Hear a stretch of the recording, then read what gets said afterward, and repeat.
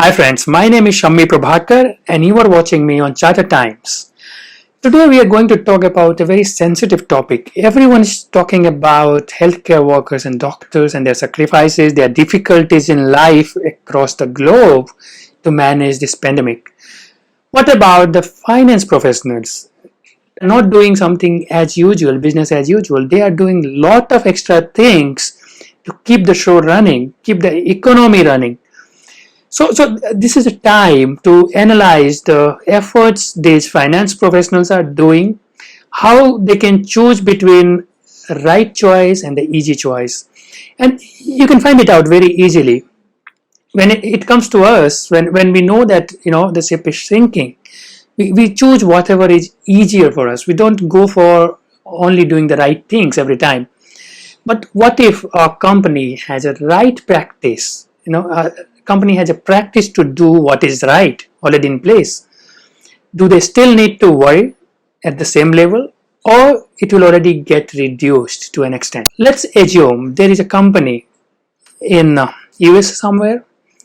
Company name is ABC Inc. And this company is manufacturing the mobile phones. They have various kind of brands. I'm not going to tell any good name. You can just imagine any of the good companies instead of ABC Inc. So this company has already more than 20 plants across different cities in the world. They are manufacturing different kind of mobile phones. They're exporting it as well as they are selling it in the domestic market. You are watching Charter Times, and it's a knowledge-sharing platform managed by finance and experienced professionals. It brings a lot of content about recent updates and developments, accounting standards like IFRS, US GAAP, international taxation, stock market fundamentals and stock tips, corporate skills, and a lot of motivation as well. So if you have not subscribed our channel yet, please click this button. So this company has a set of resources. You can imagine a number of thousand, for example, out of which 60% resources are directly engaged in manufacturing the cell phone, designing it, or marketing, or you can say which is important for finding a right customer, or it directly adds value to the product for the end customer. But like every other company, they have 40% resources, 40% count of the resources who are supporting these employees, who are supporting the organization in terms of human resource requirement, in terms of accounting, finance, or IT support, or you can say process management, or voice process customer support. Are they adding any value to the end customer? That we have to analyze. So let's assume there is a very good company, as we said, ABC Inc., which is in this business. This is the breakup. 60% employees are engaged in the core processes, which is directly adding value to the customer, and the remaining 40% in the non-core processes, which you call in technical language, to support the business. Now, when this pandemic has arrived for that company, as well as the whole country, the whole universe, the first thing this company has started thinking at, okay, the export was impacted directly because of the country restrictions, because of the export restrictions. At a later stage, even the domestic sales were got impacted, even the manufacturing has got impacted directly. The purchasing power of people and the mindset of the consumers have got changed. People have reduced the purchase of this kind of devices. They confine themselves with only the necessary essential purchases to save money in their hand. So 3 months later, let's say this pandemic has started for that country in somewhere in March. Now, if we talk about the June, the company has already utilized most of its cash reserves and all the resources, the retained earnings which were saved in liquid forms, for paying the salaries which they could not avoid, for paying the rental for the plants, for the offices, for godowns, for everywhere else, for paying a lot of fixed value contracts which cannot be terminated immediately. So this company has almost exhausted most of its cash reserves, and now only they realized, okay, what if this pandemic goes longer? It lasts for another 1 year. where from they will get the funds, how will they keep making these payments. The first easy decisions comes to mind of CXOs. Okay, let's lay off the employees. When it comes to layoff, it never says only the support functions, because they cannot lay off the 100% support functions. So when it coming to layoff, they have to lay off all employees. So normally they go with certain selections. I don't find any basis, but they have their own perceptions which they find good for laying off a bulk of employees, 30%, 40%, 25% of employees. Because if they were supposed to be laid off in a normal scenario, why did you hire in first place? So definitely they were essential, they were important employees, they were critical employees, but just to survive further, company has to make a decision, and they have shortlisted 30% unfortunate employees who has to be laid off immediately, and you have to leave them on their own. So that's the first and very easy choice. Most of the companies are taking this option as of now. Second thing what they do is they get into evaluating the leases which are there. So they probably choose 5 leases which can be terminated, which are not in use now, locked down for last 3 months. They go and say, okay, let's break this lease, and we'll manage with remaining 15 only. Similarly, they make some other measures which are immediate measures, keeping only the short-term perspective, in consideration.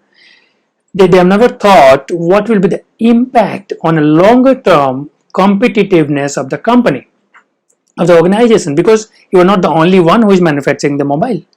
There are 10 other companies who are competing with you neck to neck. So if you are going to lay off your important resources today, if you are going to downsize your manufacturing today, will you be able to restore it to the similar level when the situation improves? Or will your consumers keep waiting for your product till you restore it? That's a big question mark.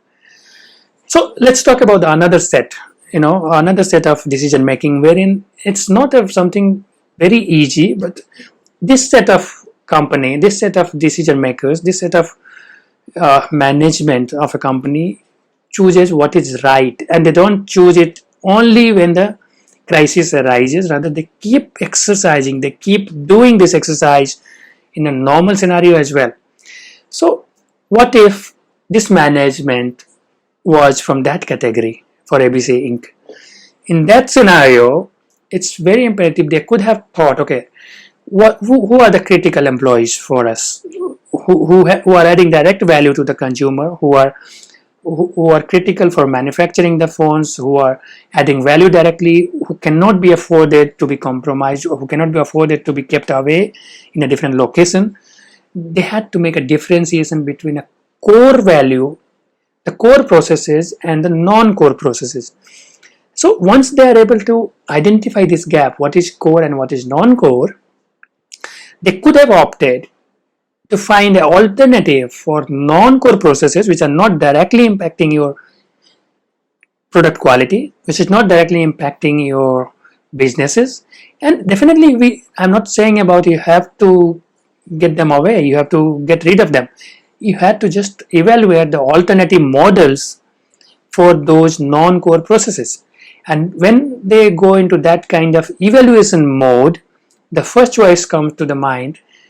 If you have accounting team, let's say you have accounting team of 10 people there, 10 resources, you might need to hire 2 CPAs for managing this team, who might be expert in business laws and accounting and finance and funding and everything else.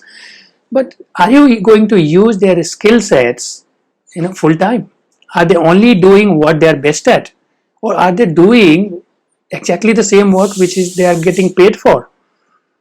That's a question worth evaluation, because if you get those employees full time, they might be utilizing 70% of their time for something which they are very good at, which they are highly skilled at, but other 30% time they are doing something which any other employee could also do, which your normal employees could also do, because you have to pay the full salary for them.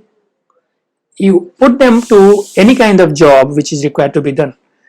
In the alternative model, this entire work could be outsourced to a company who is very good in managing only accounting. So they might have a set of 1,000 resources for 50 other clients, 50 other customers, and whatever resources they have, whatever they are best at, they'll be utilized for that. You'll be only get billed for the actual hours those CPAs have devoted to your work, as well as you will only get billed for effective process. They can invest a lot in, they usually do, they invest a lot in technology, they invest a lot in automation. So the work which 10 people are doing for your company in on-premise model, probably they could manage with only 7 resources. Second difference, you are doing it in your main office. So you might have office in New York or in London or in Mumbai. They might do it from a cheaper location because they don't need to represent to the customer. They can operate from anywhere in India or Philippines or any low cost locations. So the entire overheads and direct cost will get almost slashed to less than 60%. Your working hours have got reduced, your direct cost, your overheads, your indirect cost, everything has got significantly reduced.